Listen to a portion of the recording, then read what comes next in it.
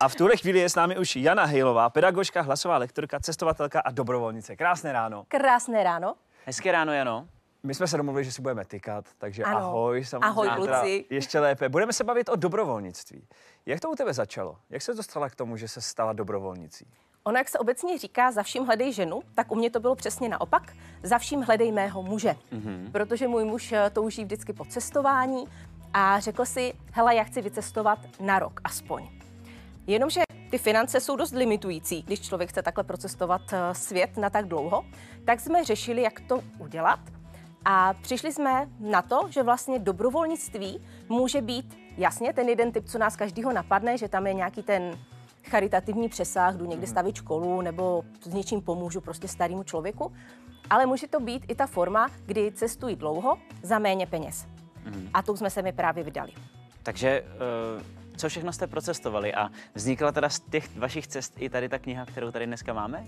Je ano, to o tom? Je to přesně o tom. Mě by vlastně nikdy dřív nenapadlo, že napíšu knížku. Nicméně to dobrovolnictví mi přineslo tolik zajímavých věcí do života, že jsem si říkala, že chci, aby o něm vědělo spousta, zejména mladých lidí, pro který si myslím, že to může být hodně inspirující. Takže když se vrátím k tomu, co jsme procestovali, tak jako dobrovolníci jsme nebyli zas moc zemích. My jsme byli jak ve Vietnamu a v Austrálii. Ten Vietnam se nám moc zalíbil, takže tam jsme nakonec zůstali půl roku. Aha. A když jsem si říkala, jak chci dát návod dalším lidem k tomu, aby mohli vycestovat a nebáli se, tak jsme se vlastně domluvili s klukama z Travel Bible, že tu knížku napíšu pod nimi. A vlastně vznikla daleko ve větším rozsahu, než já jsem původně zamýšlela. Takže to je opravdu návod na to, jak vyrazit do světa jako dobrovolník. Přesně tak. Potřebuju, kde si to zařídit, co mě tam může čekat, nástrahy, výhody, nevýhody. Když se řekne dobrovolnictví, tak já mám automaticky v hlavě, že se to týká v úvozovkách jen mladých lidí. Je to tak, nebo to je jenom předsudek? Bývá to častý předsudek, že dobrovolnictví je pro mladé, ale my jsme na cestách potkali i spoustu lidí v tom vyšším věku, 50-60 plus. A myslím si, že i ti mají hodně co říct a co předat, protože už mají jiné životní zkušenosti.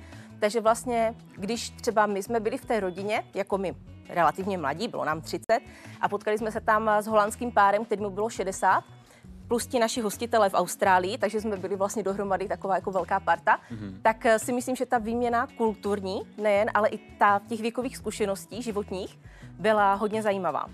Mimochodem ten batoh, co tady máš vedle sebe, ano. Tak to je to jediný zavazadlo, který jsi měla na rok u sebe? Přesně tak. Protože my jsme chtěli cestovat, jak jsem říkala, za levno, takže jsme chtěli využít nízkonákladové aerolinky a tam to zavazadlo je drahé. Takže prostě manžel zavelel, žádný kufr, ať se nám dobře cestuje, nebudeme riskovat, že se nám někde ztratí a zbalíme se do 7kilového zavazadla. Takže tím chci povzbudit všechny ženy, jde to. I povzbudit všechny muže. On to řekl a ty si to poslechla?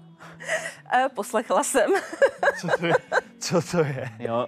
Tvůj muž tady dneska s tebou taky je, my se pak ještě s ním promluvíme. Dobře, on vám dá možná návod, jak na to. No mimochodem, ale tak co teda tam zbalit? A pardon, s tím dát cestovat? Každý měl svůj baťoch, nebo jste byli dva v jednom? Měli jsme každý svůj. Dobrý. Jo. Limitující je to, že když člověk se potřebuje zbalit do malého batušku, tak si nemůže naplánovat destinace, kde je rozlišné klima.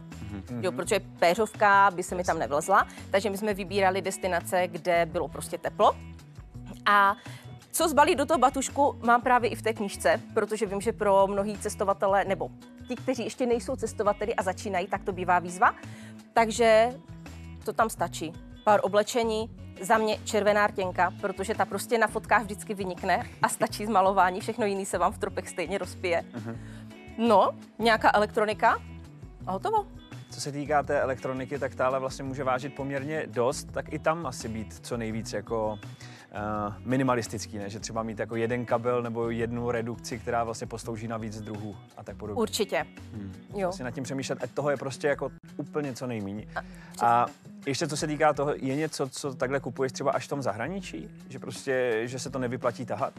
Tak třeba ten Vietnam je známý, že je levná země, že, takže tam jsem věděla, že si můžu dokupit jakýkoliv oblečení, nebo i co se týká drogery a tak. I v Austrálii jsem spoustu věcí dokupovala přímo na místě, co jsem potřebovala. My jsme jeli pak road trip, takže jsme si karimatku, kanistry na benzín a tak vlastně kupovali přímo tam. Nejsi na tom závislá, na tom cestování už? protože jako když člověk procestuje 50 zemí na světě, tak není pak jako to takový divný, že je 2 týdny v Česku a říká si, no, někam bych vyrazil. Srběj prsty, že jo? Jo, je to takový, že člověk pořád přemýšlí, co by ještě mohl, kam by se mohl podívat, jaká kultura by ho zajímala. Takže určitě je na tom jistá závislost, ale jsme limitovaní i tou nějakou prací a zaměstnáním, že? Takže bohužel nemůže to být v takovém formátu, jak bych si představovala. Ty jsi nám přinesla 3 tyhle knížky Dobrovolníkem na cestách a my pro vás je samozřejmě máme, takže o tyhle 3 knihy můžete soutěžit. Stačí, když nám napíšete na snídaně@nova.cz a můžete si přečíst, jak vyrazit za poměrně asi dost málo peněz kamkoliv po světě. Jano, zatím děkujem. Ještě se dneska uvidíme a teď se pojďme podívat, co dalšího nás ve snídani čeká.